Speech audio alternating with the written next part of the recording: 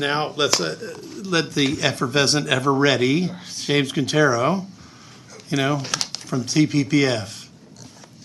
Kind words, Mr. Chairman. I was called a frequent flyer earlier today, That's and I take that as a great compliment. Mr. Chairman, members of the committee, my name is James Quintero. I represent the Texas Public Policy Foundation. I want to thank you for the opportunity to address the committee today. It's a real honor. I actually consider the Senate Committee on Local Government to be one of the most important deliberative bodies in the Capitol. And the reason for that is that it serves as a critical check and balance on the activities of approximately 4,400 local governmental entities. The sheer number and scope of activities that those local governments are engaged in, I think, is sufficient enough to merit legislative oversight, but this supervisory role is even more vital when you consider some of the challenges that exist at the local level. And I just want to run through a few that are on my radar at the moment. One, on spending. My colleagues and I spent a lot of time over the interim studying local government budgets. I know it's a real party killer, but what we found is that by and large, with the exception of 2 local governmental entities that we studied, 12 of the 14 cities and counties that we studied were spending more than population growth plus inflation.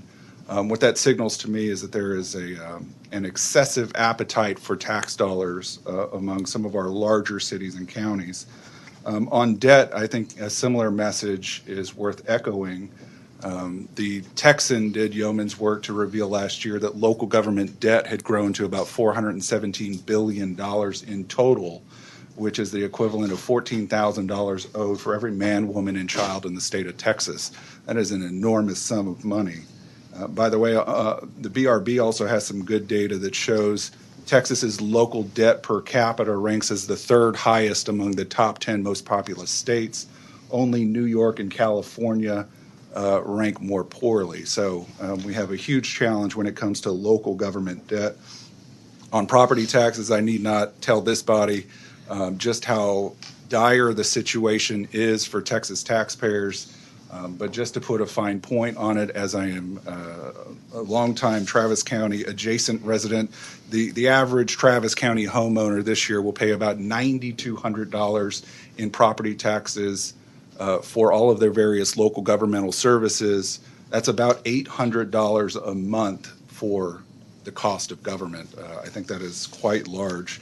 When you look at the issue of housing, I think there are a lot of factors that are playing into our current affordability crisis, but my mind kind of immediately goes to municipal government overregulation and the impediments that they put up to the building and development processes. I think there's a lot of work to be done on that front in order to allow supply to catch up with demand and lower the cost of housing for everyone. On property rights, one of the issues that we're working on, both in the legislative context as well as on the litigation front, is ETJ reform. We have an idea at the foundation that the ETJ construct as it exists today is unconstitutional, as it does not permit ETJ residents to participate in a Republican form of government. We have that case up on appeal. I believe that's in the 5th court right now. And I am effectively racing Federal? my colleagues. I'm sorry, sir? Federal court? State court. State, okay.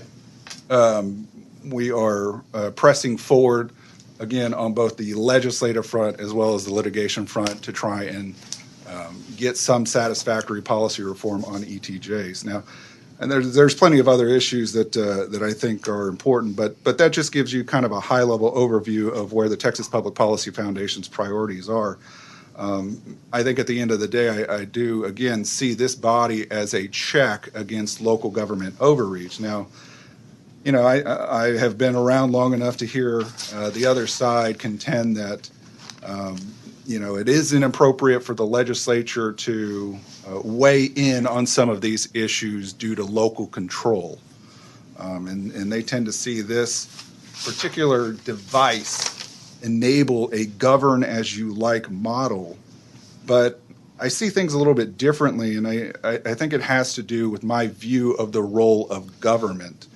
If you look at our founding documents, one of the things that's very evident is that the founders intended for the purpose of government to be to secure life, liberty, and property rights.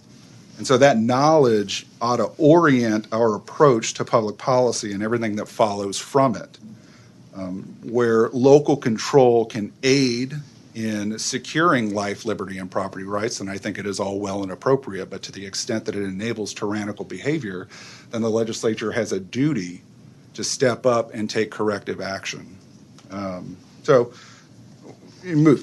Moving forward, I hope members will consider and cultivate this particular philosophical perspective in their deliberations, and I look forward to working with all of you in whatever capacity you allow me to. I appreciate your time. Well, thank you. And that's life, liberty, and the pursuit of happiness, but you're correct that back that period of time, there was a lot of discussion about property rights and that pursuit of happiness and, and from a tyrannical government.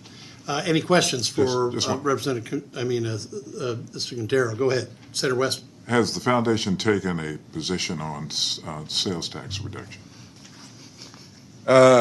To slaughter a quote from Milton Friedman, I support a tax cut at any time for any reason using any available means. My man.